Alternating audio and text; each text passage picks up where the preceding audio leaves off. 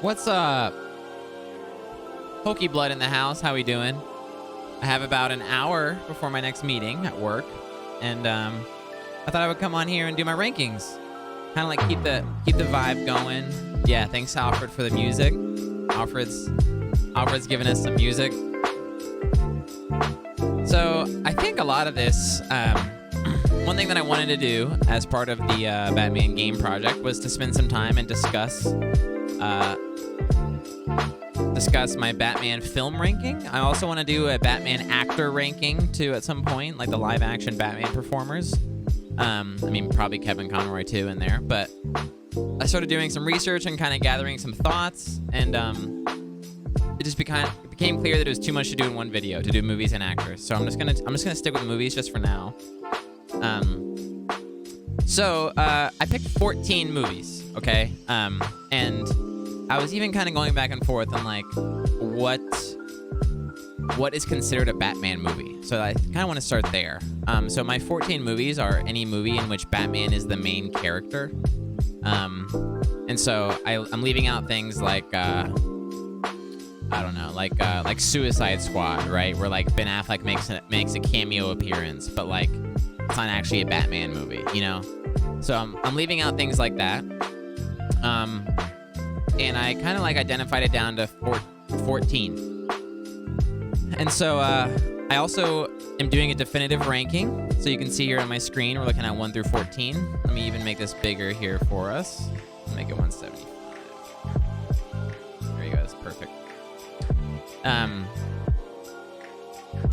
But I'm also going to do tiers as I go along too.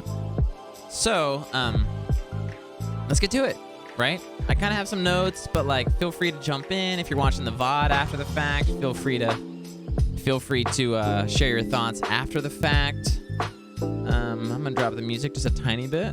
All right, just so we can get my voice going. If I sound okay, let me know. But okay, I think we should just get into it. Yeah. So okay, we're gonna go from the bottom to the top. The DJ Batman film rankings. Hokey Blood is saying wait. You can use the tier maker. I could, but then you know what movies are on my list, and you like, I'm gonna stick with this. I decided to go with this version instead of the tier maker, just because the tier maker also is tiers, not a ranking. I'm doing a ranking. Also, I have like this Batman game project Google Docs sheet that I've been using for everything Batman game project, and I kind of want to keep it here. So okay, we're going to number 14 here. I'm gonna kind of reveal as I go along. I can make a tier list after this, maybe. Oh look who's here. My cat Luke just showed up. He's here for the Batman ranking. Fun fact about Luke: when we adopted Luke from the animal shelter, we adopted him 2021, like February 2021. His name was Batman. I don't know if you know that. So the rescue had rescued him, and yeah, the rescue rescued him and named him Batman. And we renamed him to Luke after Luke Skywalker because we wanted Luke and Leia as cats. But I always kind of like felt a connection with Luke when he was named Batman, you know? Anyway, okay, let's get to it. We're going with number 14. Here we go. Justice League. And I'm calling it Justice League. I'm calling it Justice League because this is the original theatrical version of Justice League, directed by Joss Whedon. I really don't even want to give this movie like the time to discuss about it because I despise this movie so much. This movie is goofy. It's silly. It's such a like, you haven't seen it. Don't watch it. Don't watch it. It's like such a waste of your time. It is such a monumental disappointment, especially like after Batman versus Superman. And pretty much everybody that I know that's like worth anything, and these are people who are like pro Snyder and anti Snyder, right? Everybody that I know has pretty much denounced it. You're gonna see a theme throughout this list, but what the hell happened? What was WB thinking? You know, and like there is such a tragedy that happened with Zack Snyder. When I say tragedy, I mean like actual real life tragedy. Like Snyder's daughter died in the middle of filming the Justice League. And what was WB thinking is such a mood with movies. Yeah, that's right. And so Snyder and his wife, Deb, had to step off production, and they brought in Joss Whedon. And like, why you would bring in somebody like Joss Whedon after Zack Snyder is just like absolutely ridiculous to me. Such a tonal shift, such a clash. Like the rushed CGI. I mean, parts of this movie look like it's like straight up out of a PS2 video game. I'm not even joking when I say that. The things that they chose to cut, especially on this side of Zack Snyder's Justice League, are just like ridiculous. I mean, I hate this movie. I don't know how else to say it. So it's getting an F tier from me. It's hitting the very bottom. As far as just like quality intersected with like decisions, intersected with just like the bad taste in my mouth that's surrounding this movie in 2017. I saw this movie in theaters too, and I just was like so disappointed by it. All the drama that's kind of surrounded by this movie, it's just like I never want to watch it again ever. And there's nothing even here that is like in my mind that's worth doing the work to redeem, you know? So had to start off with this one just because I hate it. And needless to say, this is all subjective, right? So this is all just going to be my own opinions. Maybe somebody out there with ZSJL Justice League doesn't even exist anymore anyway. Yeah, but I even felt this way before ZSJL, you know? ZSJL is like really the final like bullet that kills this movie, but WB made their money, right? All right. That's enough about this. You never have to watch it again. I really don't. Okay, next up.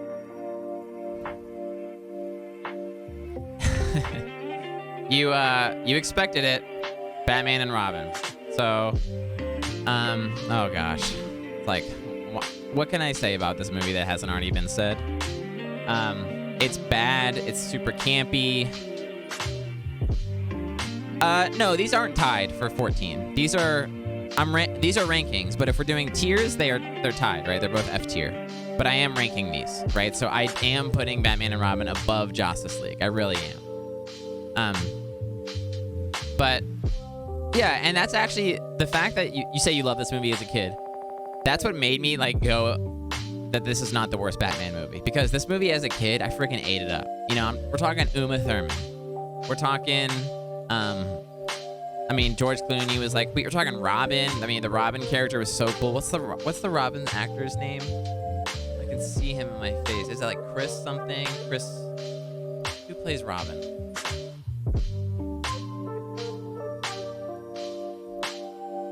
What's his name? It's killing me. Chris O'Donnell. That's what it is. It's Chris O'Donnell. Yeah, man. I mean, this movie is awesome. And we were in the demographic for this movie, you know? And you can even convince me to put this movie tier list at like a D if you wanted me to. You know, I'm going to do that just because I'm going to respect my childhood with it, you know?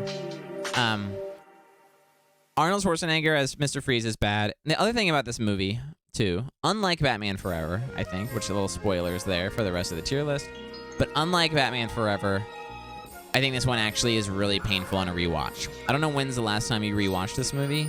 It's actually really bad, you know? So there's like, it's the GoldenEye effect, right? Of like, this movie actually is so much better in your head than it is watching as an adult. And if you rewatch it as an adult, the quality and your understanding of it and your appreciation of it actually goes down.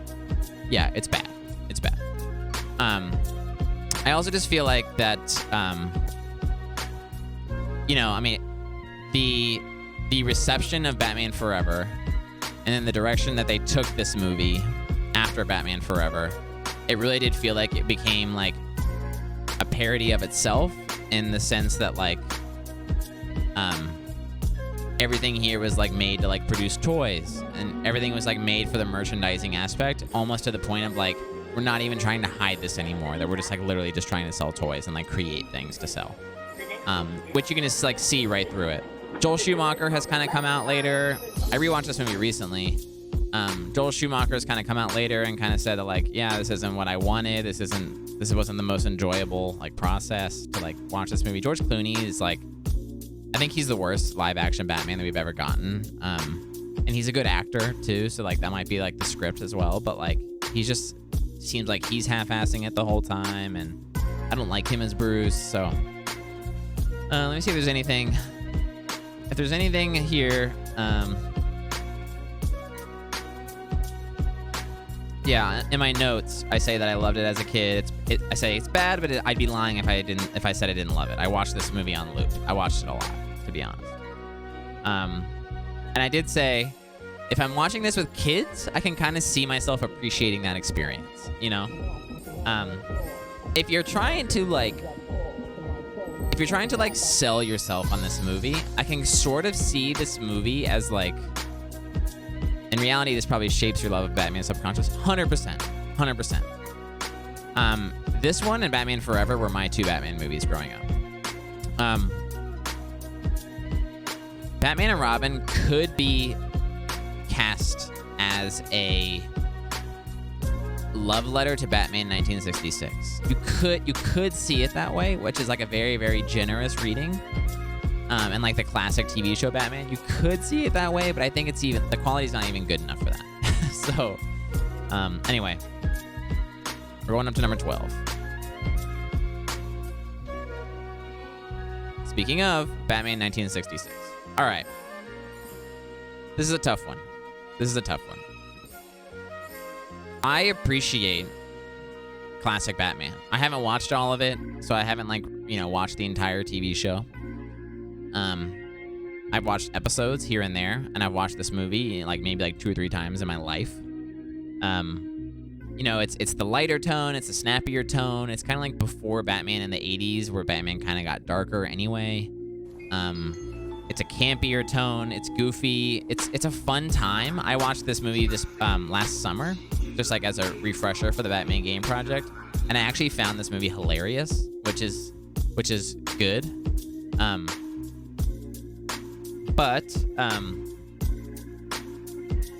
I do think that my appreciation for the show, the Batman TV classic show, is actually bigger than my appreciation for this movie. This movie, the first half of it is awesome. It's really fun. It's really snappy, especially if you're into silly Batman. But then the jokes and the humor and the tone of it does kind of drag. I mean, so many of these parody movies are ironic. So much of this ironic humor, so much of this sarcastic, goofy, campy self-awareness, which Batman 1966 is very self-aware, which that's a good thing. But even then, that humor can only take you so long. Works great in a 20-minute episode. Does not work great in a 90, 100-minute movie, I don't think.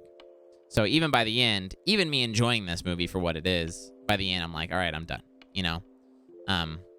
In the same tier as Batman and Robin, I'll keep these both D tiers. I do think it's a little bit more well-realized than Batman and Robin. Batman and Robin just feels so faked and so half-assed. Batman 1966 is just this isn't my Batman, For so long, this was somebody's Batman, which is kind of wild to think about before we got to 1989, which we'll get there in just a second. But what else can I say? Let me look at my notes. Adam West. Yeah, we gotta talk about Adam West here. Adam West is he's in on the joke the entire time, and he doesn't take the character too seriously, which I think actually helps the whole movie too. Adam West is a fine Batman for what he is. I don't think he's a god among men, but he's having a blast. And also, what was a superhero in 1966? It was so different than what we understand superheroes to be right now. So, okay. 1966. It's a fun time, fun in the background. I do enjoy this more than I enjoy Batman and Robin, but I just don't think that it's not my vibe, If I'm gonna go watch a funny, zany, goofy movie, I'm gonna go watch other movies before I watch Batman 1966. All right, moving on. Any thoughts so far, Okie Blood? I wanna include you. I wanna dial.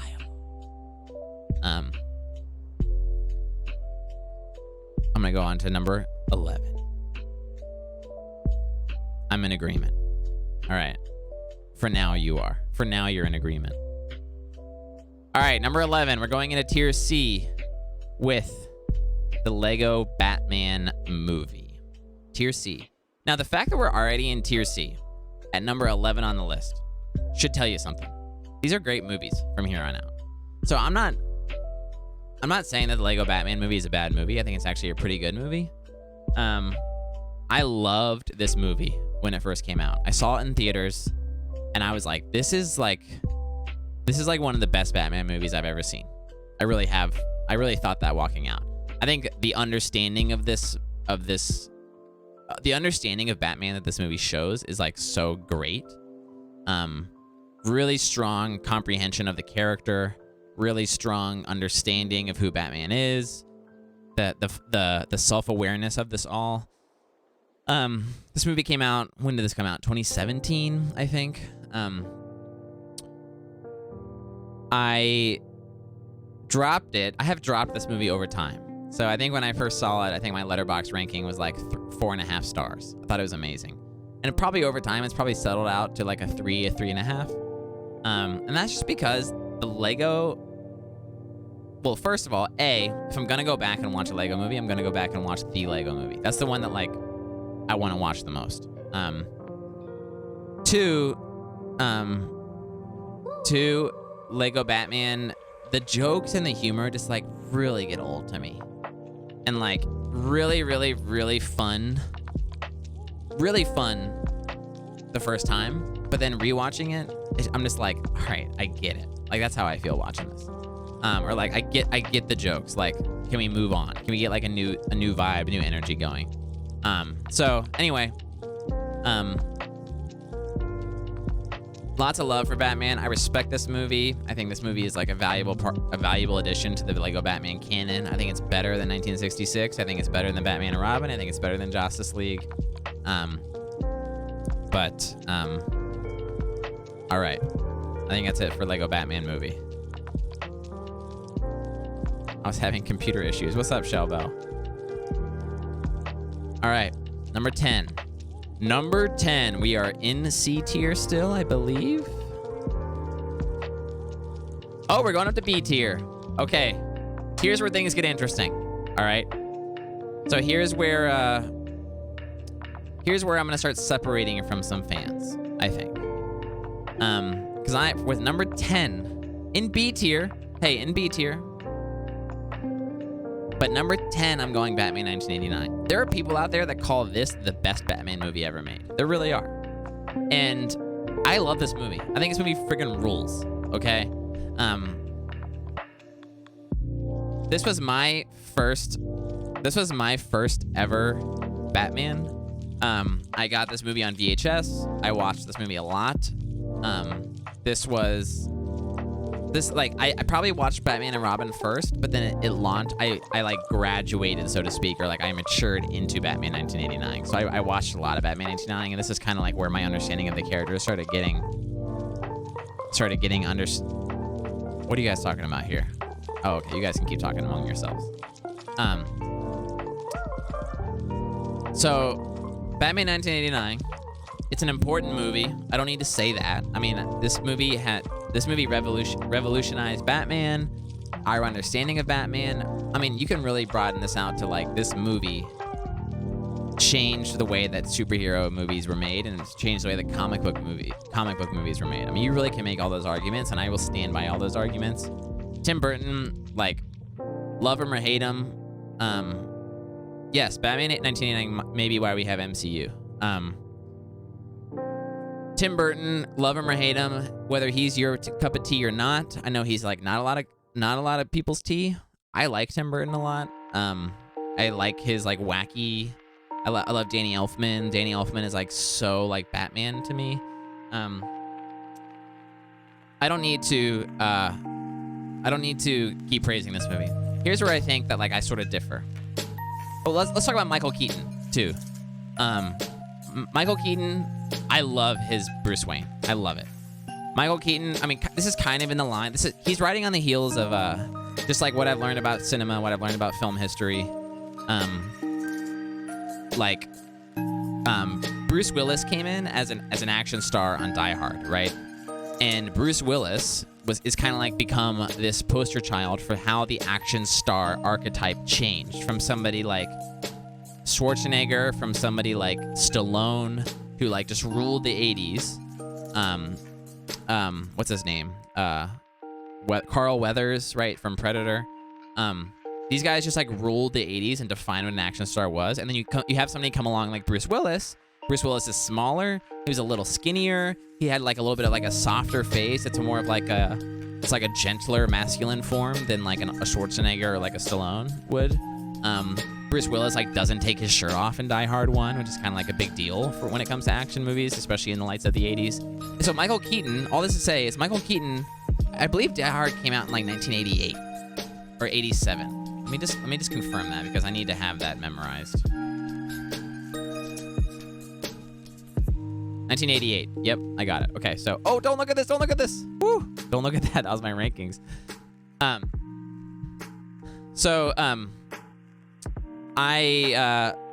Michael Keaton is like very in this vein of like soft masculine action stars. And everyone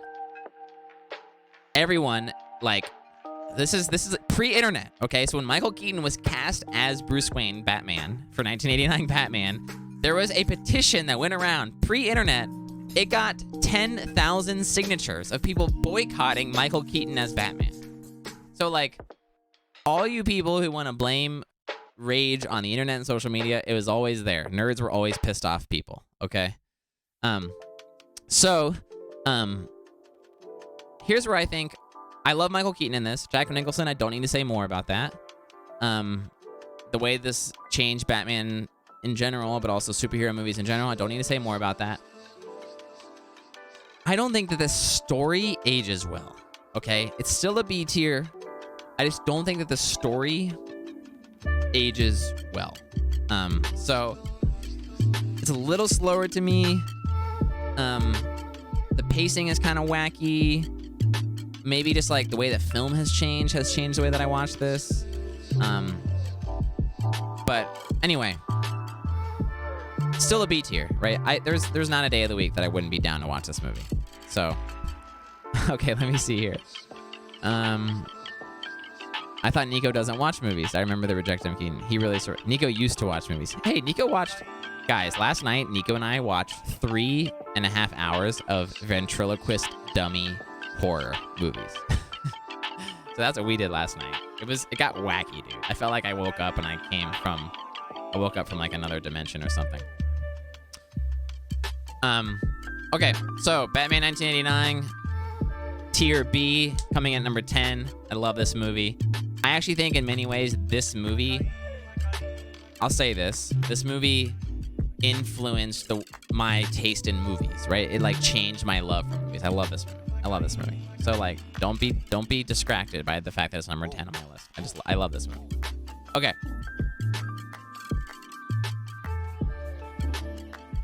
All right, we're going to number 9.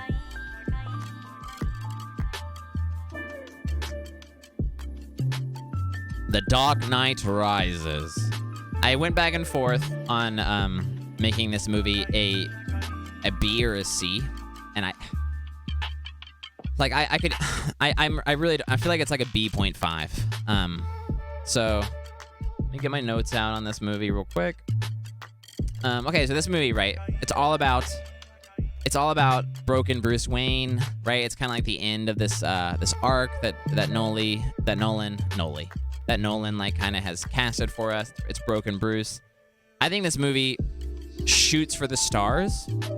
The giant bite of the apple that The Dark Knight Rises attempts to take and to chew is so gigantic that I don't think that the movie is able to swallow it by the end of the movie.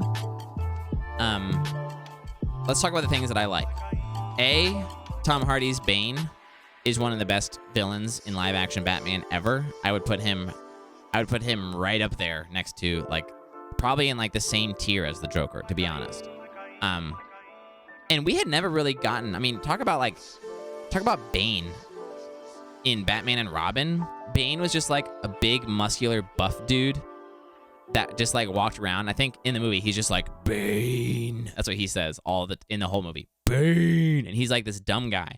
But you read Batman Nightfall, you read that comic, and Bane is like this like intelligent, like Marxist type anti-authority figure that really The Dark Knight Rises picks up on, and I love that The Dark Knight Rises has Bane. I think that this movie goes... Oh, another thing too, Anne Hathaway, I thought was a great Catwoman. I didn't know how I felt when Anne Hathaway was cast as Catwoman. She really surprised me. She like really played the part. She was like sexy in the role. She was like, her body in the role was just like awesome. She was like really seductive. I thought she was like herself a great Catwoman. Where I think this movie struggles, I don't think this movie does Broken Bruce as well as it wants to do. And they start a lot of it really interesting things in the beginning of the movie, like how Bruce is old, and then that is like they kind of forget that like Christian Bale is like, he's like this like old injured grizzled man in the beginning of the movie, which I'm so in for that. Like we need that Bruce in live action. But then like by the end he's just like fighting Bane like he always has in the rest of the trilogy, you know? Like, I'm not really like feeling his age in the way that I want to. Two is I do feel like the whole like so Nolan, I'm gonna get to your comments in just a second. Nolan, he like pitched and sold this whole trilogy on like realistic Batman, right? And like if Batman were like a real person and a real hero fighting in the real world, what would it look like and what would it feel like? And it was awesome. I mean, that talk about changing superhero movies, it's freaking awesome. But Dark Knight Rises like sort of like breaks that. And like there are some moments of like realism that I just like, I'm like, Nolan, like, did you like forget your vision, you know? And like the whole like, I mean, Bruce Wayne going to get dropped in this pit, and there's this pit, like that pit to me feels like so campy. And how like a kid, which the kid was Bane, but like how the kid got out of the pit once, and then like Bruce is struggling to get out of the pit. I mean, like, and how he like heals his back himself like in the room. I mean, there's like stuff like that I'm like, dude, I'm not vibing with this. The other part that I'm like really not vibing. Oh, what's up, B Tarot? Yeah, so that's another comment, B Tarot too. Is I do think that like the death of Heath, the way that Heath Ledger was written in The Dark Knight and the way that the Joker was written in The Dark Knight, it really does feel like there was more to be explored for that character. And like it really felt like the runway of the Joker in The Dark Knight, and it does feel like that was cut short. And so The Dark Knight Rises kind of suffers for that. The big like fight scene at the end of the movie with like cops and like inmates, I'm like, this feels like weird to me. I'm like, why am I watching this? It's a beautiful set piece. It's an amazing set piece. Like all those like all the combat in the crowd outside the bank and the stock exchange, like that stuff is sweet, dude. But like sweet from like a movie perspective. But then you take a step back and you're like, is this the Nolan realistic trilogy that he wanted to make? Like what is going on here? And then my biggest gripes with this movie, I'm actually talking myself into C right now. I'm dropping this. I'm dropping it. Real time. All right. This feels better to me. My biggest gripe with this movie is like Gary Oldman as Commissioner Gordon is like sick in the whole. He's like sick in bed the whole movie, and like why are you like building up your characters for like this grand finale of the trilogy, and then you're like literally like sticking him in bed in like a coma for like the whole movie, and then Talia al Ghul. I love that she's in this movie. I think it's like a cool concept. I just don't think it works. And it actually makes this movie feel like so overstuffed. Talk about taking a bite of the apple that's like way bigger than what you want it to be. I actually would, in hindsight, I would want to rewrite that part. Like Bruce doesn't fall in love with Talia, Bruce falls in love with Selina. I think would be actually a really efficient way to kind of like keep that romantic element that they clearly wanted. And like keep like that redemption moment that they really wanted, but then like you can kind of play with like Catwoman as like the anti-hero, frenemy type character. Because Talia al Ghul feels like they just dropped her in and like forced her character into the script for the sake of a twist, and it just feels like it's a weird twist at the end. So, I don't know. I mean, I want to like this movie more than I do. I just watch it and I'm like, this is not working for me. All right, let's. DKR's biggest crime is trying to shoehorn Joseph Gordon-Levitt in as Robin. I vomited blood in the theater. Yeah, that's like another piece, right? You're just like, what is going on? I wonder too if there's like an element of fatigue that Nolan has at this point, especially after Dark Knight. If there's a fatigue that he has in this trilogy and he's just like tired. I mean, you see this so often with like big franchise and directors, where like the directors like love the vision at the very beginning of the trilogy, but then by the end of the trilogy, like 6 or 7 years later, like they're just like tired of it and they're over it and they just like want to move on. And Nolan sort of feels lazy to me at this point. Especially his vision for Batman, like sort of feels lazy to me. He's not the best writer anyway, but like, yeah. Anyway, Dark Knight Rises is a really interesting movie. I think there's a lot to talk about with Dark Knight Rises. And Hines Ward, dude. Hines Ward in the football and Heinz Field, dude. Let's go. Heinz Field's in this movie. But all right, let me read some comments here. All right, Nico, you're tracking with some of my 1989 comments. Great. Nico, I'm surprised Batman 1989 is so low, but I'm walking with you. Great. Okay. Hokey Blood. If the Dark Knight wasn't the Dark Knight, the Dark Knight Rises wouldn't feel as much of a letdown. Yeah, that's well said. I think Dark Knight Rises is hurt by how good the Dark Knight was. Yeah, and you see that a lot. You see that a lot in cinema, too. You just get like so hyped for a movie because the first one was so good, but then the sequel's like not that good. Bane and Batman and Robin is just a drone for Uma Thurman and is worth nothing. Honestly, yeah. He might as well just be like a big, brawny, brainless dude. Anne Hathaway, Dark Knight Rises, and Les Mis in the same year is crazy, bro. That's wild to think about. I forget that. She had a year that year, dude. She had a friggin' year. Was that her biggest? Was that her peak? Was that her apex mountain? Anne Hathaway, right? She looks like a soccer mom at this point in her life. I mean, she's still really beautiful. Don't hear me saying I ain't complaining about Anne Hathaway, dog. All right, let's look at her career here. This is not what I want. I want IMDb.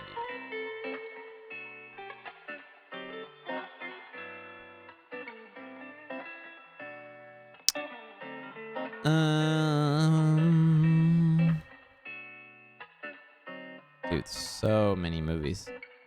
Holy cow. Ella Enchanted, that was peak Anne Hathaway. Rachel Getting Married, sneaky good movie. She was the White Queen in Alice in Wonderland. Dark Knight Rises, Les Mis. I mean, look at that, bro. Yeah, this is probably her peak, right? Like, Rachel Getting Married, Passengers, Alice in Wonderland, Dark Knight Rises, Les Mis. Ocean's 8. That movie's actually not that good. I didn't like it. Hustle. Fun fact about DJ. Rebel Wilson. I won't watch movies with her anymore. I cannot stand her. I cannot stand her. Okay.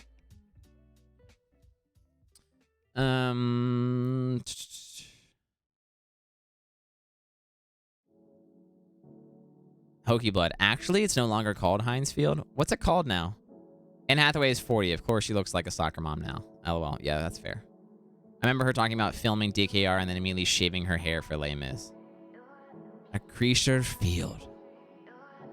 BRB, I'm gonna go get a drink of water real quick because I'm chatting and my mouth is getting kind of dry and I just looked around and I don't have any water. BRB.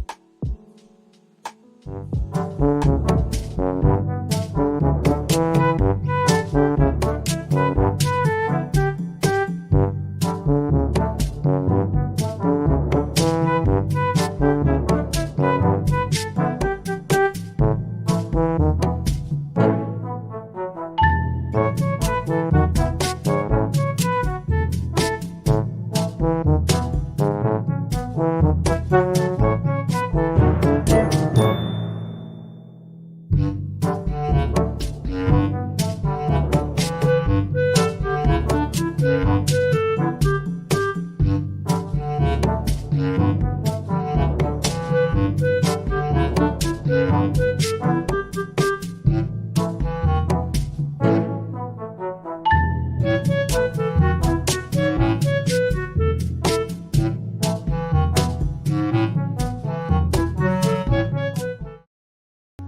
right, we're back. Wine. Yeah, I'll drink wine at like 2 p.m. or whatever. I'm actually post Magfest. I'm on a little alcohol fast, so I'm trying not to drink right now. Magfest always does damage to my liver. So, and my 31-year-old liver ain't what it used to be. All right. Number 8. I actually forget what I put as number 8, so I'm kind of like watching with you.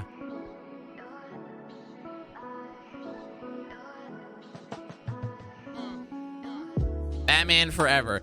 Probably like if you take a ratio of like underrated / passion for a movie, I effing love Batman Forever, bro. I do. And you ain't gonna convince me otherwise. Batman Forever. Okay. People want to rip on this movie, and I'm tired of that shit. People want to rip on Batman Forever, acting like it's like the worst thing. My theory is that people conflate Batman Forever and Batman and Robin, when in reality, like, they're two separate movies. Batman Forever, bro, is such a well-realized, well-produced, beautiful, realized look and take on Batman. And I stand by that.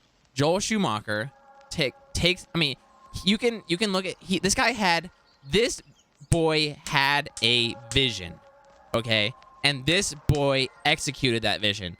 And if we're talking about the way that I feel when I like read as a kid, right? As a kid, the way that I felt when I read a comic book, or the way that I felt when I like watched a cartoon, Batman Forever was probably like the closest thing that I got to that in like an actual real life movie.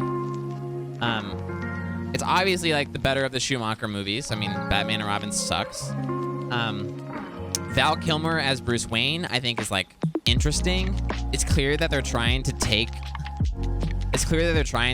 Bruce Wayne into this like heavier space, kind of like flirting with that Tim Burton stuff. A lot of like the more interesting, I really highly recommend, if you guys ever get the chance to watch some of the Batman Forever deleted scenes on YouTube. There's like some really heavy dark stuff they ended up cutting from the movie that's like actually quite good. There's a scene in which Val Kilmer like literally fist fights a giant bat, like a man-sized bat. Val Kilmer punches him and fights him as like this like metaphor for fear, and like it's pretty awesome. I love Batman Forever. I think Tommy Lee Jones as Two-Face is probably like the weakest part of this movie. He's like okay. I think he's like serviceable. But Jim Carrey as the Riddler, and we're talking like 90s Jim Carrey, which is just like so good. It's just friggin' awesome. And I don't even know what to say. It's colorful. It's a visual experience. It's like comic book kiddie experience. I think this movie actually has like staying power, and I think it's aged quite well. And if this movie were to come out today, if somebody like Edgar Wright put this movie out today, people would love it. I really do think that. But I think Batman and Robin coming out after this really hurt this movie, and people rip on it undeservedly. But I will stand by the fact that if you want to find a good movie in here, and if you want to see a good movie in here, it's waiting for you, and it's ready to be appreciated.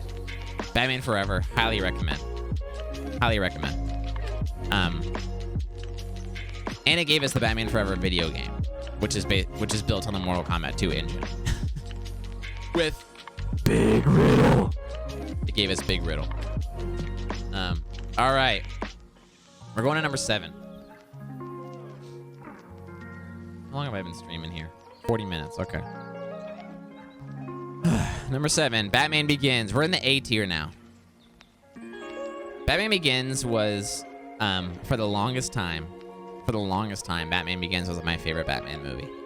I think that, like, there's a contrarian side of me that when The Dark Knight got popular and people were, like, loving The Dark Knight, that I like, kind of resist that. I kind of resisted the popular vibe of it all, and I, like, wanted to like Batman Begins. I also didn't want Batman Begins to get, like, missed because I think Batman Begins is, like, such a great movie. The thing about Batman Begins is, and I think Batman Begins' biggest strength, and not a lot of movies, not a lot of Batman movies do this. So, like, a lot of Batman movies are, here's a dirty little secret about Batman movies.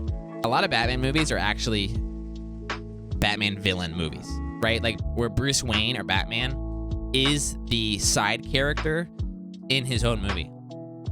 So even though it's called Batman Forever, the main characters of this movie are actually Two-Face and Riddler, right? Even though it's Batman 1989, the main character of that movie feels to me more like the Joker. You really feel like that in The Dark Knight. You really feel like that in The Dark Knight Rises. Batman Begins feels like a Bruce Wayne movie. It feels like a Batman movie where, like, Batman has his own character arc. And that's my favorite thing about it. And Ra's al Ghul is awesome in this movie, but I think Ra's al Ghul serves Bruce Wayne as a character. Nolan said it was he and Bale's biggest worry that Batman would be overshadowed by villains in his movies. Well, that didn't pan out well on this side of The Dark Knight. I was gonna say that's exactly what happened. Scarecrow was awesome in this. I love Scarecrow in this movie. But, like, Ra's al Ghul's and Scarecrow's biggest successes were the fact that they built Batman, right? They built Bruce, which is, like, what villains should do, I think, in really well done movies. Here's another hot take. I actually think that this suit is Batman's best suit. This is like my favorite suit in Batman. I'm gonna take a look at it. Batman Begins Bat suit.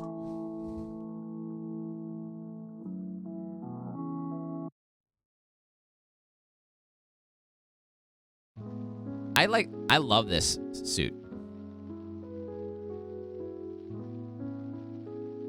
This to me feels like a legit, I mean, look at that bulge. That's a great bulge right there.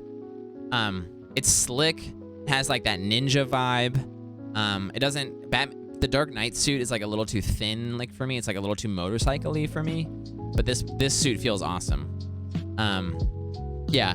These are my bat suit bulge rankings.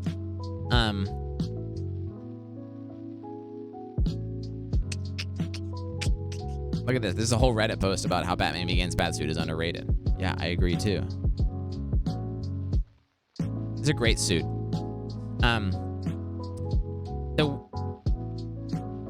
I'll say it too. Batman Begins. The Christian Bale, I appreciate it, dude. Look, like, hey, Christian, if you're watching this, if you're watching my VOD someday, Christian Bale, I'm talking to you. I love the choice you made with the voice. I think it's an interesting choice. I see what you're going for. I support it. I probably support it more in 2006, whenever this movie came out, 2005, whenever this movie came out. It pisses me off now. I'm sorry. It does not age well to me. The voice, just like Bale's Batman voice, gets so much harsh. Yeah, I'm like watching this back as an adult now, and I'm like watching this and I'm like, dude, this voice is so annoying. It's just like, it like hurts me. I like it. I liked it then. I don't like it now. And so that like kind of pushes me away from this. The other thing too is like this movie is so ahead of its time, but and also it's like such a victim of its era too. And the action scenes in this movie are like not that good. There's like a lot of shaky cam, a lot of close cam up in this. Yeah, it's still A tier. I mean, like, we're really splitting hairs at this point. It's still A tier, but like, I love this movie, but I had to get nitpicky at this point because I'm ranking. Although a required viewing right now is the Batman Begins TV spot commercial. And this, if you wanna feel old, look at this movie trailer commercial that came out when did this movie come out? 2005, I think. Batman Begins. Wikipedia. 2005. This movie came out May 2005. Okay. If you want to feel old, watch this commercial. I never stopped thinking about you. And when I heard you were back, I started to hope. I could sense that things would never be the same again.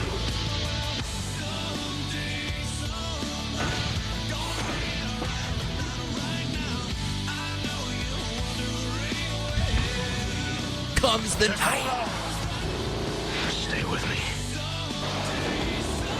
Batman Begins. Rated PG-13. In theaters and IMAX Wednesday, June 15th.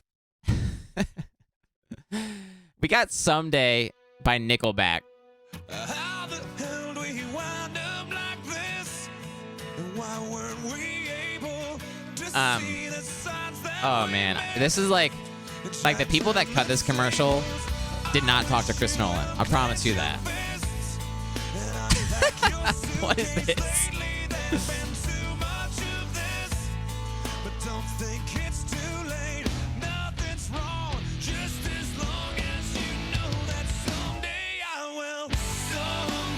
Bruce Wayne throwing rocks. He's so emotional. He's so distraught. Look at this. Look at the action sequences. Like, what is going on? It feels like way too close. Like, look at this. You're like, what is happening? I have no idea what's happening. This is in the movie. This is footage from the movie, and this is like the combat scene, which is a pity because Christian Bale worked his ass off to like choreograph these fights. And then the camera is like so close, and I can't even make sense of what's going on. I hate it. I really hate Ra's training Batman his origin instead of Batman being self-made. Irks me too much to like Batman Begins. That's fair. I can kind of get behind that. I like the connection with Ra's, but yeah, I totally get where you're coming from. Nickelback was so unnecessarily hated though. I love Nickelback. What time is it? It is 2:52 p.m. on Thursday, January 26th. As part of the Batman Game Project, we've completed 20 games, and the Batman Game Project has officially veered into a Nickelback debate. That's where we are. It's classic hate for overplayed music. Nickelback also closed out the original Spider-Man, had a chokehold on the superhero genre. Yeah, wasn't a Nickelback song like it was called like Superhero or something? Hero, that's what it was. Hero. Oh, yeah. Here it is. I am so high, I can hear heaven. This is so tight, dude. I'm so high, I can hear heaven. Oh, but heaven, no heaven. I started every game session of City of Heroes. No, you did not, Nico. You did not. That kills me, bro. Jeez Louise. You did not. Unironically, you put it on to like get you in the zone, dude. No. On like a CD player. Like, what did you have? You had like an MP3 file of it or something? No. Gosh. With your like zip up cargo shorts. That way you played Nickelback Hero. And Winamp. All right, I'm about to break. I haven't drank alcohol for like 20 days or whatever. I'm about to drink right now because of Nico's bullshit Winamp Nickelback comment. Oh my gosh, bro. Okay. I'm gonna get that portion of my VOD is gonna get muted because of Nickelback. I'm pissed about that, but all right. What else is there to say about Batman Begins? Best suit, action sequences suck, Ra's and Scarecrow are great. Bruce becoming Batman, becoming like a source of hope is what I wrote down. It's a Batman-focused movie over the villains. Yeah, I mean, all this stuff is awesome. All this stuff's awesome. All right, I don't have much more time, so we're gonna kind of have to fly through these 1 through 6 here, but we're gonna go into number 6. We're in the A tier. Keep in mind, 1 through 9 are B tier. Right? And then 1 through 7 are A tier and above. So like, I love these movies. Okay. You can save the top. Maybe I can save top 5 for another stream. Maybe I'll come back for another stream. I still got a little bit more time, so we're gonna keep pushing through. We're gonna keep pushing through. All right. Here we go. Batman: Mask of the Phantasm. This is an animated movie. All right. However, I'm putting it on the list because this movie had a theatrical release. Okay, so I don't know, when was this movie in theaters? Batman: Mask Phantasm.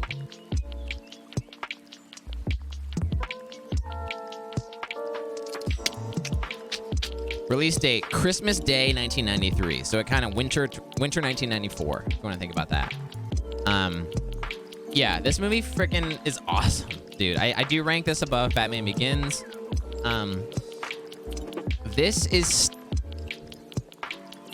Let me choose my words correctly here. I really do think that this movie stacks up alongside Nolan movies for the Nolanverse Batman. I really do. This movie is amazing. I think it's talk about a Bruce movie. This is like the Bruce movie to me. This is like this movie, the Phantasm. We'll get to the Phantasm in just a second, but this is one of the best Batman stories that's ever been on a movie theater screen before. And it's like I said about Batman Begins. Like a lot of Batman's movies, he becomes a side character in his own movie. But this movie, he's like the main character, and it's like a dark, heavy, emotional Bruce movie, which is just like the shit. I mean, that's like awesome. It's very mature. It's a very effective storytelling. And then Phantasm, to your point, Nico, I also wrote down in my notes that Phantasm is so solid as a villain.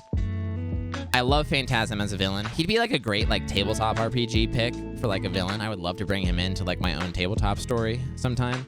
I am shocked that we have not seen Phantasm in like a live action at this point. I'm really shocked by that. I think that'd be like such a badass casting for a live action hero. I think it'd be awesome. But Batman: Mask of the Phantasm is incredible. It's incredible.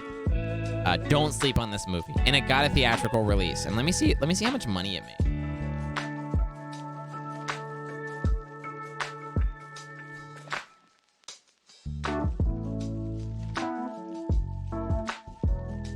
Oh, it didn't even break even. That's a bummer.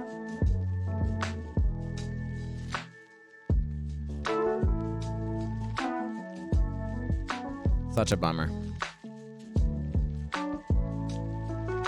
Excellent call. I think the studios are afraid to drift from the mainstays. The choice of Ra's was actually very bold.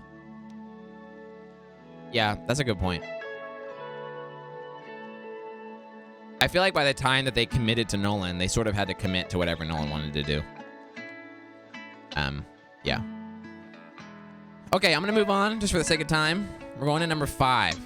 I love that you like that this is in the list, and I had to put this in the list, and it's the one exception to live action because it got a release in theaters, and I need to compare it to other movies that released in theaters. All right. Coming in at number 5, Batman Returns. A tier. When do we get Calendar Man as the main villain? Saib, I feel like you love bringing up Calendar Man. That's like your boy. Batman Returns. All right. I used to think that Batman 1989 was better than Batman Returns. I used to like Batman 1989 better than Batman Returns.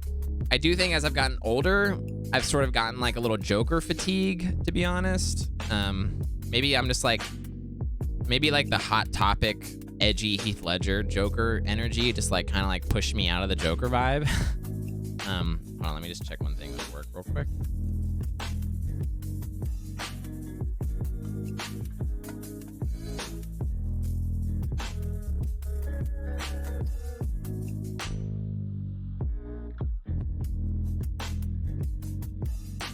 A little Joker fatigue? Okay, I got a 4 p.m. meeting. We're good. Yeah, I have Joker fatigue. I'm sort of over Joker. I think the studios love Joker, and they're gonna keep force feeding us Joker for as long as Batman is a thing. I really do think that. But over time, like last summer, I went back and I watched all these movies. Like over the course of the summer, I wanted to rewatch all the Batman movies, and so I did. I watched all 14 of these guys, except Justice League. I did not watch that because I will never watch that movie again. Batman Returns. I appreciate that it's weird. I appreciate the fact that like it got darker and it got like more effed up. Tim Burton went Tim Burton squared with this movie, and I think it's better for it. The interpretations of these characters, like Catwoman and like Penguin, the interpretations of them in Batman Returns are so extreme.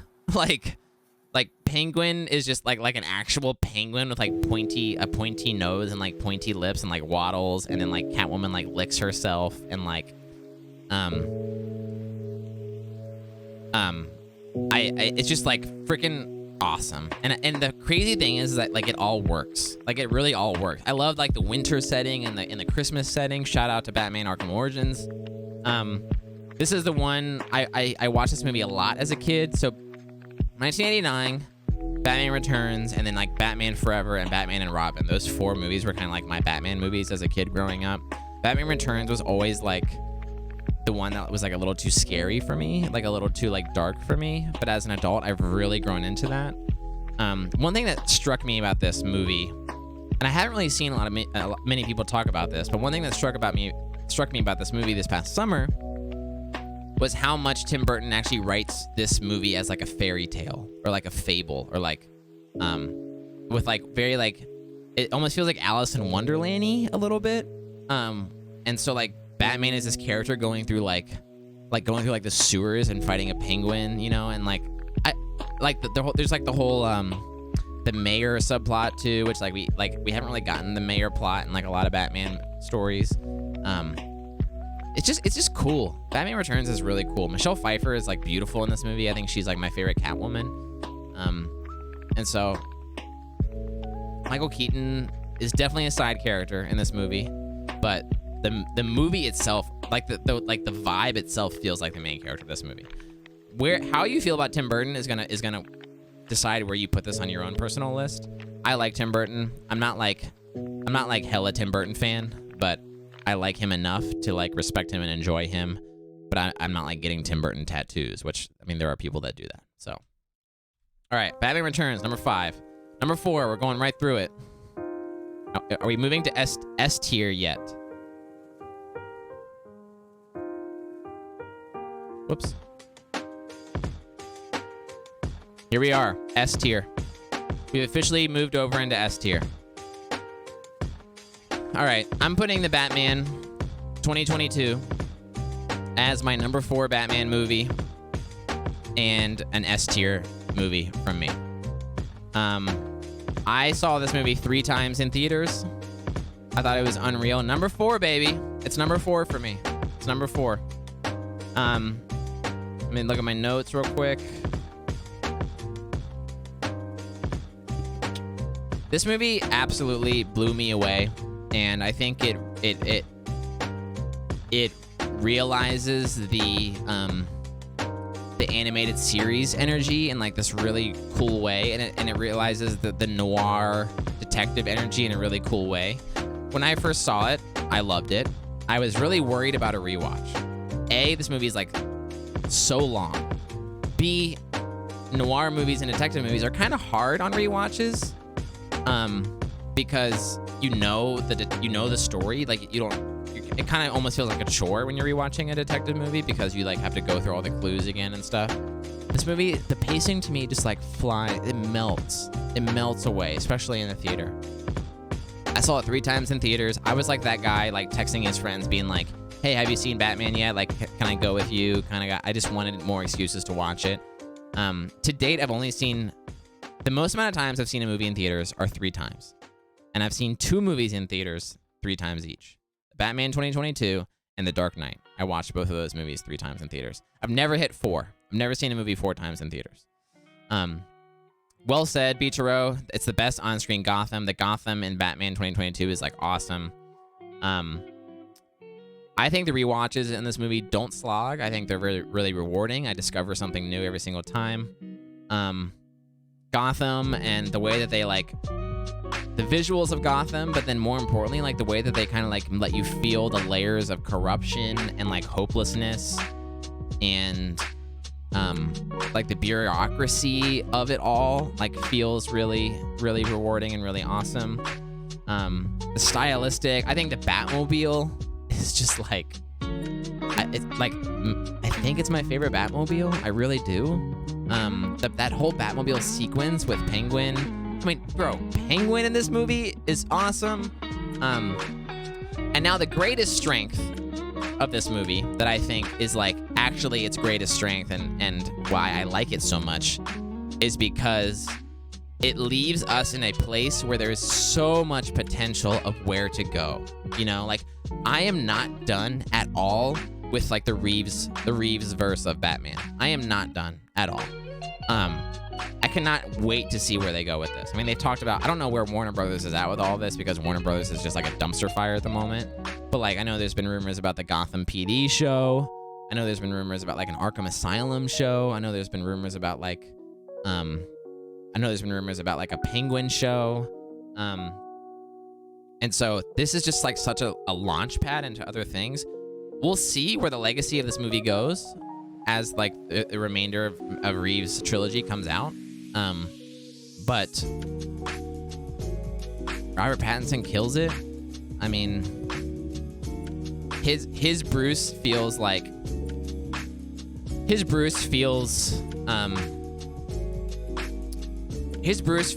that he's 2 years into his career and he feels like the emo kid that is just like totally like a rich, spoiled, broken loser kid, which is kind of like who Bruce Wayne is, and we kind of haven't gotten that. We've been in Playboy Bruce for so long that like it's time to kind of like start riffing on that. The violence in this movie I think is awesome. He feels like scrappy and loose, and you really feel the punches in a way that you really don't in the Nolan movies. I think it's the best action that we've gotten in Batman movies. If Reeves can successfully pull off Robin, there's no amount of Heath fandom that will be able to hold off its overtake as the best trilogy. Yeah, I mean, I think Robin is where you have to go with these movies. I really do. And I also think Robert Pattinson's Bruce needs help, right? He needs help from somebody like a partner. So if they can like pull off the Bat family in this, I mean, I can't even think about that, but it starts with Robin. It's got to start with Robin. So Batman 2022 is my number 4 S tier. All right, here we go. Number 3.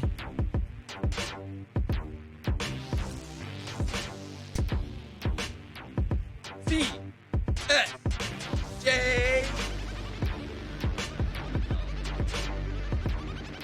That's right. I mean, this is the bomb, bro. This movie's the bomb. This movie's the bomb. First, the fact that it exists. I don't need to gush about the fact that Zack Snyder's Justice League exists. Literally just last weekend, I was in a coffee shop. Nah, dude, nah. Justice League. See, Joss Whedon. Oh, I called it Justice League. I was just in a coffee shop with a friend last weekend, and I talked to him for an hour about how Zack Snyder's Justice League became a movie, which is like awesome in and of itself. But then we actually got to the movie, and it is downright incredible. This is the epic mythological story that Justice League as a set of characters and a set of heroes deserves. It really is. This is it. It exists. It's real. It's 4 hours long. There are 4 chapters. The cinematography is beautiful. The myth is beautiful. And it is just like the best, one of the best movies I've seen in my life. It really is. I mean, I love this movie so much. This completes Batman's arc to me, from Batman vs. Superman to Justice League, the Ben Affleck Batman arc. It almost feels like a Lord of the Rings type movie. Like, it feels like it's epic in that way. I mean, we're going from like the Wonder Woman island to Aquaman to right, like there's like Metropolis, there's like the Superman resurrection idea. I mean, like, oh, this movie, man, Batman is the main character in this movie, and I'm not even gonna debate about that because he is. Batman's the main character, and like this is like Batman realized as like a leader and a hero in a way that he's really not. I mean, like, in what other movie in this list is Batman a leader of other heroes? Like, he's like, this is like where Bruce, like the end of career Bruce comes in, and Batman is like the guy who's like people look up to, you know? And that, like, Batman 2022 actually does flirt with that. So I'll defend that because he becomes like more of like a leader type guy at the end with some of that cinematography and some of those shots and some of the tones that they play with. But Batman fighting for something other than himself, yep, or Batman fighting for something beyond Gotham too. And the way that it's kind of like set up in contrast to BVS. Yeah, he fights out of like a sense of justice rather than fighting out of a sense of like vengeance and fear and distraughtness, you know? It's a one. I had to stop talking about this because I'm gonna want to watch this like right now. This movie is beautiful. This movie is beautiful, dude. It's amazing. All right, I mean, you know the last two, right? I'll just reveal them both at the same time. These aren't surprises. Actually, there's one surprise in here that might get you. Here's my final ranking, Batman movies 1 through 14. Whoops.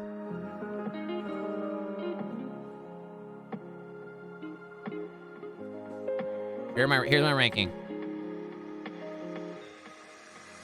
We'll start with The Dark Knight. I hate the fact that I am a guy on the internet right now talking about how great The Dark Knight is, because that topic to me has just been like so rehashed into the ground. Dark Knight, insert Dark Knight, insert Dark Knight, insert Dark Knight. What WTF is Dawn of Justice Ultimate Edition? Yeah, it's the Snyder cut of BVS, bro. We'll get there in just a second. Okay, Dark Knight. What do I love about The Dark Knight that hasn't already been said? I mean, Heath Ledger's Joker, great. I watched this movie 20 times in 2020. A lot of you guys know that. I took that little project on myself. I became a lot closer to this movie. It became like a very like dear movie to me. I think it has a lot of interesting things to say. I think The Dark Knight is a 9/11 movie. I really do. I'll share that story over beers sometime. I think it's like a very politically loaded, politically charged September 11th movie. That's like about terrorism in America. That's what I think The Dark Knight's about. And that is just like taking Batman into like that level of storytelling and that level of metaphor and motif is just like crazy to me. Let me just try to think of some things that I love. The movie Heat. The movie Heat is in my top 10 of all time, and Christopher Nolan cites Heat as like a major influence to this movie. He required everyone in the Dark Knight cast and crew to watch Heat before making The Dark Knight. And so you really feel like a lot of Heat vibes, and Heat is one of my favorite movies of all time. I really connect with that side of Dark Knight. The action sequences aren't that good in this movie. I don't like them in this movie. I think there's cool set pieces, and there's cool dialogue. A lot of the dialogue is actually Jonathan Nolan. It's not Chris Nolan, because Chris Nolan can't write worth a damn. So he brings in his brother, and his brother's like such a better writer. So Jonathan Nolan is really flexing here. Sneaky good part of this movie that nobody wants to talk about, because Heath Ledger rightfully gets all the praise. Aaron Eckhart as Harvey Dent / Two-Face is amazing in this movie. I think it's Aaron Eckhart's favorite movie. Best movie. I have not seen all of Aaron Eckhart's filmography, so don't come after me because I'm not some Aaron Eckhart super fan. But the way that I see this movie is that Aaron Eckhart, Harvey Dent is the pawn that represents Gotham. He's like a stand-in for he's like the Gotham character. He's like the stand-in for Gotham. And Batman and Joker are fighting over Harvey Dent, which in turn is a fight for Gotham, right? Fighting for the hearts of Gotham, fighting for the attention of Gotham, fighting for the stability of Gotham. And the way that Nolan lands the plane with Aaron Eckhart, with Harvey Dent, is that Harvey Dent, as he's pulled between Batman and between Joker, And as he's pulled, he plays with symmetry the whole movie, even his face becoming Two-Face, which is just like this really beautiful pull imagery. And Batman still, he wins the fight against Joker, but then loses the fight for Gotham. And then that sets Bruce up for this broken arc that Nolan picks back up again in Dark Knight Rises. And so, like, Batman wins, but that win and that victory comes at such a cost that he loses over time, which I think is just like, is the 9/11 idea, is the war on terror idea, right?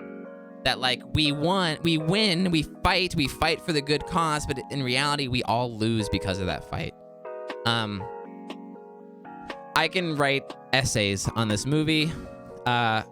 What I just talked about with, like, the Harvey Dent being pulled between Batman and Joker, I think is, like, what I am most drawn to in this movie. It's what speaks to me the most. I think it's, like, the legacy of this movie that I don't think a lot of people talk about. And Batman having to resort to, like, this intrusive surveillance state at the end, I think is like a commentary on the Patriot Act following 9/11. Pretty powerful stuff that I think it's a commentary on my childhood and the adult world that I've grown up into, and just like the way that like I view government and I view the world, I think is really captured a lot in The Dark Knight. And so, anything else I need to say on? I do think that it's really long and it's hard to rewatch. I'll say that. All the Heath Ledger stuff is really great to rewatch. All the dialogue is really great to like quote and to meme and to, like, you know, like bring in a conversation. Like, I love that stuff. But it's long, and the third act on this movie, like when Batman like gets like the sonar vision and he's talking to Lucius Fox, and like he's fighting the SWAT team members while like Joker is like putting the two fairies against each other, you know, like that whole third act. I can't stand that third act, dude. I'm like so tired by that point, by the time we get there. And it's like this like weird, it's kind of like the Dark Knight Rises chunk of the Dark Knight, where like Nolan kind of feels like he like jumps his own shark. Another thing too is The Dark Knight has my favorite action sequence in all movies with the truck flip. The truck flip is just like, the truck flip, bro, on the streets of Chicago is one of the most, leaves me speechless still. And I've seen that scene a lot. I cannot believe that they pulled that off. It's incredible for a movie, for a Batman movie at that. All right, and we're coming in at number 1, Batman vs Superman: Dawn of Justice Ultimate Edition. Like Dark Knight, I can write an essay on this movie. In fact, I have written a 4 or 5 page essay on why like Batman vs Superman: Dawn of Justice is worth a rewatch. Like, I've written that paper and I can send it to you right now. Like, that's actually in my Google Drive. I have hosted viewing parties of this movie because I want people to rewatch it. I'm not even going to talk about the theatrical because the theatrical may as well not exist in my mind. The Ultimate Edition is the Snyder cut of this movie, and it's like it's superior in every way. This movie made me respect Superman as a character, which I didn't respect Superman as a character. It brings in Ben Affleck's Batman, who I think is just like, I mean, spoilers, he's my favorite Batman. He's my favorite Batman actor. It's my favorite Batman on screen. I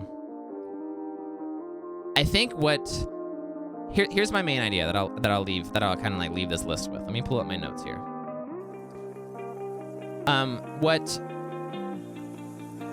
What speaks to me most about the Snyderverse, and especially the trilogy with Man of Steel, BVS, and Justice League, is that the portrayal of these heroes is this mythological god type portrayal. The way that he writes heroes is like very alien to humanity, and we like the way that he like shows them and portrays them. There's almost like a sense of fear there that like we as like normies have, against these like gods, right? The gods among us, injustice, gods among us idea. And I love that so much. And like, people are gonna fight me all day about this movie, but at the end of the day, like, I'm just like, call me what you want. I am just so in line with what I feel like I'm so connected to what Zack Snyder is doing in these movies. I'm so close to that, and I feel like I'm like so like, it speaks to me on like such like a real level that I just feel like the text that Zack Snyder is writing, I'm just like connecting with. And I'm not trying to pull the like, well, I get this movie and you don't card. I'm not trying to pull that. I'm just trying to emphasize that like my taste in superhero movies and my taste in like epics and my taste in like themes like really is like captured so vividly in this trilogy. I can't believe how good these movies are. The Batman and like the trilogy as like Superman as like this Christ figure where it's like the incarnation, the crucifixion, and the resurrection in the three trilogies. I could talk all day about that. Again, I'll have to do that over beers because I just think Superman as a Christ figure is like such an interesting way to take Superman. I feel like if Disney makes a Superman movie, Superman would be like, well, Lois, blah, blah, blah. And like here it's just like Earth doesn't accept me, and like why should I continue to fight for them, right? And so you have Superman being rejected by the Earth, but choosing to be a hero for the Earth, which is actually what makes him a hero, is the choice to be a hero. And then Batman fighting against Superman, but then in the fight against Superman is inspired by Superman to become a hero, looking forward to eventually become the hero that the world needs, and he builds Justice League because of the way that Superman inspires him, bro. And that is just like, gets me so fired up for superheroes and for like these two characters in general. And like that is how you tell a Batman versus Superman movie. In the midst of it all, we have epic fight scenes. We have the biggest Batman that you will ever see on screen. The scene where Ben Affleck is like pumping iron before he goes to fight Superman gets me so fired up. Maybe that's the part of me that loves Rocky, and that's why Rocky is my favorite movie of all time. But like men working out is just like such an amp up for me to go fight Superman, like the god, right? It's like man versus god, and then Batman, I mean, we'll disagree about this all day. Batman wins the fight, dude. Batman has a spear of kryptonite over Superman and holds the spear up to Superman and like basically can kill Superman right there. And like Batman wins the fight.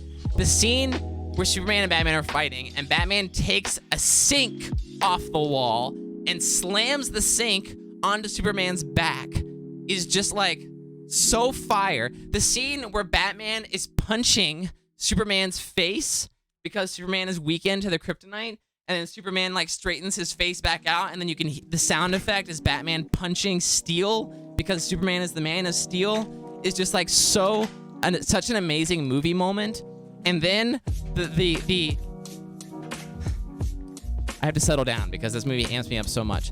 The warehouse fight, where Batman comes up through the floor to rescue Superman's mom, and he proceeds to fight all the guys surrounding him and literally like picks people up and slams them into the ground. And it's like Batfleck is so burnt out as a character that he's like totally like effed it. I don't care about my no killing rule anymore. I'm just like straight up killing people now because I hate the world. Is like such a powerful storytelling technique when it comes to the action and when it comes to the violence.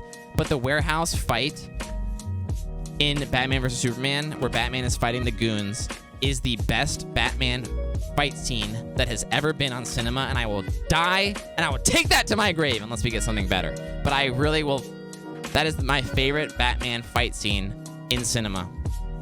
I'm gonna put that on right now because I just have to watch it. Batman Warehouse. I mean, this freaking scene, bro. You're gonna have to take it over. Jeremy Irons' Alfred is like awesome because Jeremy Irons' Alfred also like doesn't give a shit anymore, and he just like is so annoyed by Bruce. Oh my gosh, this is it. This is it right here. Like this scene, dude. This scene is like Arkham Asylum come to life. It's like a video game come to life right here. Look at this. The noise, the noise that they're like, the noise of fear, right? It's like a horror movie right now.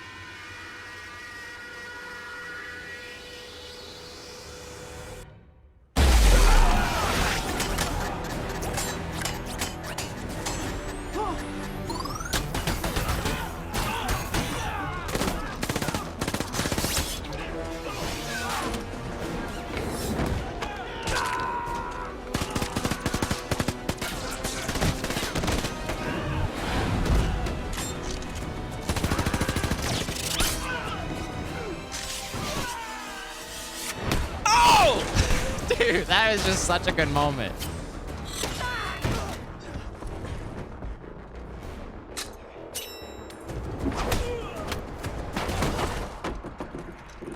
This part too. Oh, such a good beat.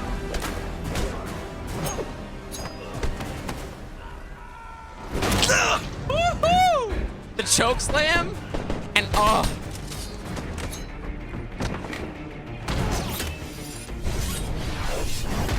I mean, this is it, dude. This is it, right? Like,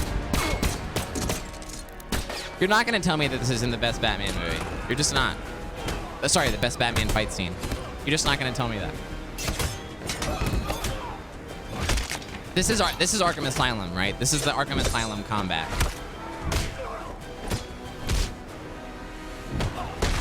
Oh!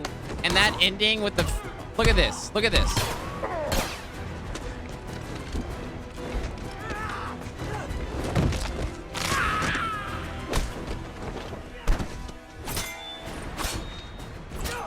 This feels like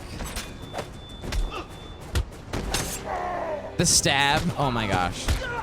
This feels like what it would actually feel like if Batman were fighting people. This is what it feels like.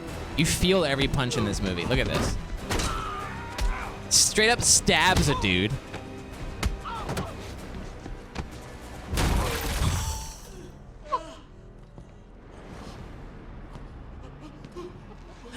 And the interrogation moment. Look at this. Oh my gosh. And then here's the cherry on top right here. The cherry on top.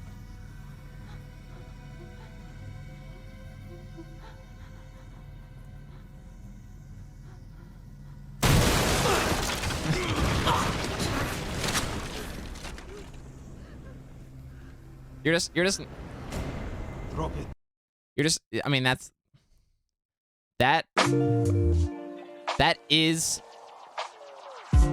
scene is like,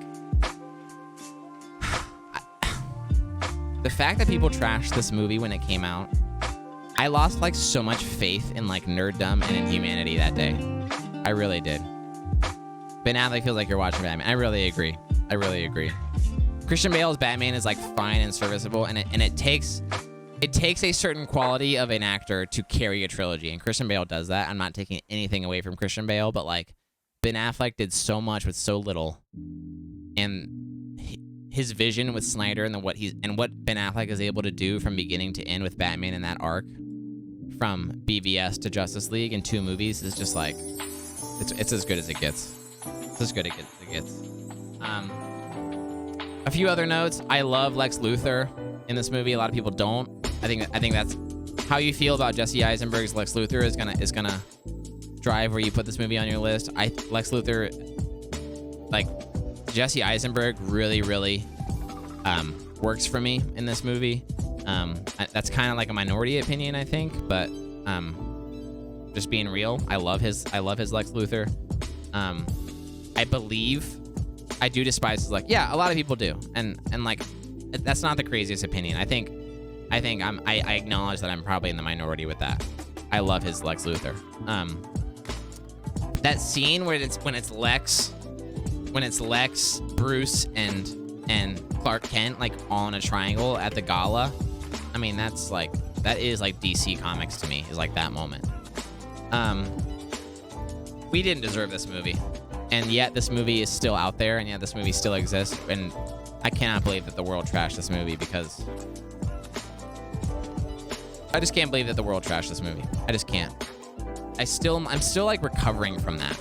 And it's only been, it's like, it'll be 7 years this summer that this movie is, how old this movie is.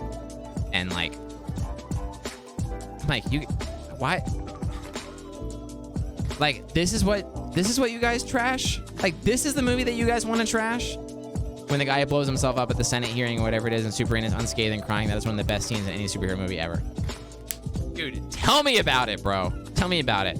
Or this scene with like, oh, that scene when Superman like, the building blows up. It's the Capitol. I think it's the Capitol building, right? And Superman like blows up, and he turns his head away because the explosion, and he's like looks his head away, but then he realizes in that moment how he just got outsmarted, and like that he just got framed, and all that like weight comes down on him and Henry Cavill's face, and you're just like, oh my gosh, this is so heartbreaking. And it's the moment in the movie where humanity like finally does finalize their rejection of him. He's powerless to help, even though he's got, bro, you get it, man, you get it. This movie, the moments that this movie gives us, you either drive with it or you don't. And this movie is so far up my butthole that I just really drive. I really jive with it. I mean, I just love it. So anyway, that's my ranking. I really gotta go 1 through 14. That's part of the Batman Game Project. Thanks for watching. Thanks for chatting. Yeah.